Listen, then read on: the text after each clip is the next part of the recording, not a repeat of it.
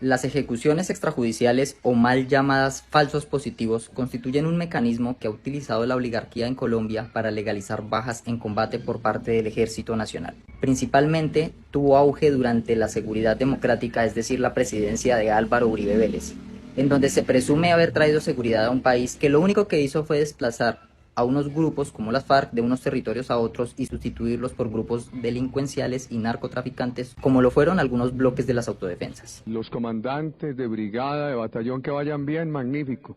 Los que vayan mal y no den resultados, que van presentando la renuncia. El fiscal general de la Nación aseguró que los jóvenes desaparecidos de Soacha fueron dados de baja en combate.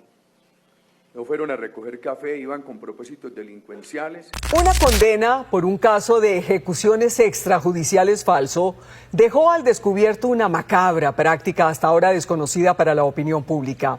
La existencia de una granja donde algunos militares, mediante engaños, llevaban a sus víctimas para desarrollar supuestos trabajos agrícolas, pero que en realidad era un espacio para esclavizarlos y asesinarlos cuando necesitaban presentar bajas en combate.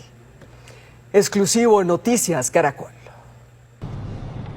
Un reciente fallo por un falso positivo dejó al descubierto que algunos militares llegaron al extremo de agrupar a decenas de víctimas en una finca en donde los llevaban a trabajar durante semanas antes de sacarlos para asesinarlos. El caso se descubrió a comienzos de septiembre de 2025 a raíz de una sentencia del Consejo de Estado que condenó al Ejército Nacional a indemnizar a los familiares de Víctor Manuel Rangel García, una de las más de 6.400 víctimas de asesinato por parte de militares en una macabra práctica conocida en el país como falsos positivos. Mi coronel Bojas era diferente. Mi coronel Bojas, desde el momento que llegó, que yo me reuní con él, me dijo, toca una baja, 2 bajas, toca darlas como sea. Yo le dije, ¿cómo así como sea? Encima nos toca, si toca conseguir las armas, si toca buscar a la gente. Después de terminar el bachillerato, Rangel trabajó en su natal Cartagena como vendedor de tintos para buscar su sustento y el de su madre. El 13 de septiembre de 2007 viajó a Sucre a laborar en una finca. En enero de 2008, su familia se enteró por las noticias que el joven de 22 años había muerto en un supuesto enfrentamiento con tropas de la Fuerza de Tarea Conjunta de Sucre, comandada en ese entonces por el coronel Luis Fernando Borja. Porque antes no nos pedían resultados como muertos, pero los hacíamos, no los reportábamos. Por eso yo decía también en Tolú Viejo que 6.402 es un número pequeño. El abogado Javier Villegas es el encargado de la representación legal de la familia de Rangel. Hoy la justicia reconoció que Víctor nunca perteneció a un grupo armado y ordenó al Estado, al Ejército Nacional, indemnizar a la familia de la víctima y pedir disculpas públicas. Justamente durante las declaraciones recolectadas durante años en el proceso de investigación por el caso de Rangel, se descubrió esa escabrosa práctica. La existencia de una especie de granja de almacenaje de víctimas para convertirlos en falsos positivos. Un hecho hasta ahora desconocido para la opinión pública. Este caso reveló una práctica monstruosa de jóvenes que eran llevados a una finca, explotados en trabajos agrícolas y luego asesinados para ser presentados como resultados operacionales. En versiones voluntarias ante la Jurisdicción Especial para la Paz, JEP, como esta de julio de 2023, el mayor retirado Orlando Céspedes Escalona, subcomandante de la Fuerza de Tarea Conjunta de Sucre, se refirió a la existencia del lugar y a las prácticas que hacía allí su entonces jefe, el coronel Borja.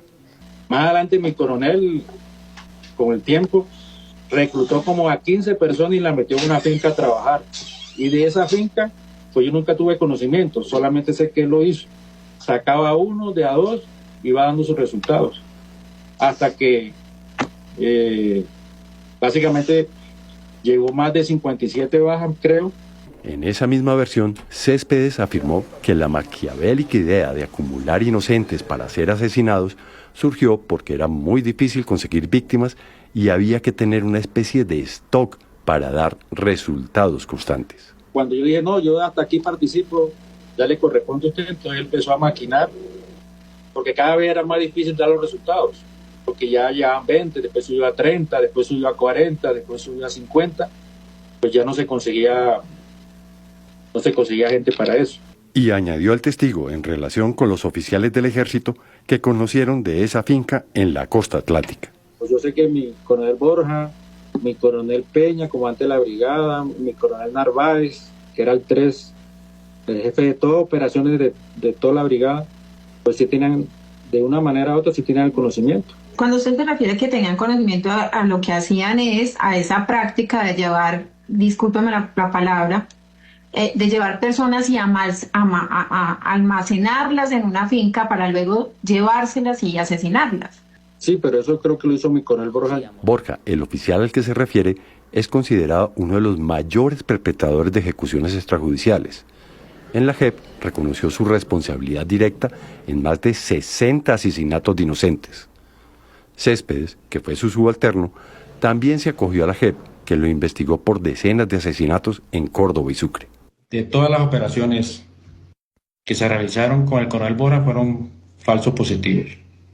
Estos dos oficiales fueron condenados a más de 40 años de prisión por sus crímenes, pero se acogieron a la JEP. Le escribí al gobernador diciendo: señor gobernador, hay una cantidad de problemas, nos matan la gente en Urabá, estamos completamente desesperados, no sabemos a quién acudir, etcétera, etcétera. Y le decía, entre otras cosas, lo que la gente nos había dicho, que en la finca, en alguna de las fincas de su secretario de gobierno, el señor Pedro Juan Moreno, en esa finca se entrenaban grupos paramilitares. Allí se entrenaban grupos paramilitares y creí que era necesario decirle al gobernador del departamento: señor gobernador, por favor, haga algo, esto no puede ser. Nosotros aspiramos a que en Urabá dejen de matar a nuestra gente. Eran muertes muy dolorosas y me impulsó a esto la visita de una mujer que llega un día a mi oficina en el consejo y me dice: Aida, vengo de Urabá. Se sienta y me dice: en la diagonal San Jorge, creo que es del municipio de Apartado, bajaron obreros de los buses que venían de trabajar. Han llamado a 2 compañeros y le quitaron la cabeza con un machete. Los colocaron en unas estacas en la diagonal San Jorge, pusieron su cabeza y hacían parar los otros buses de los obreros para decirles: si ustedes siguen en el sindicato les va a pasar esto. El gobernador de Antioquia sabía que llegaban los mochacabezas. Desde luego, esa época de los mochacabezas que fue tan terrible, tan lamentable. Sí, el gobernador le respondió algo por estas denuncias. Sí, me respondió. El señor gobernador, el presidente de la República, me responde: su carta de hoy es una irresponsable acusación que expone nuevas víctimas a los riesgos de la guerra.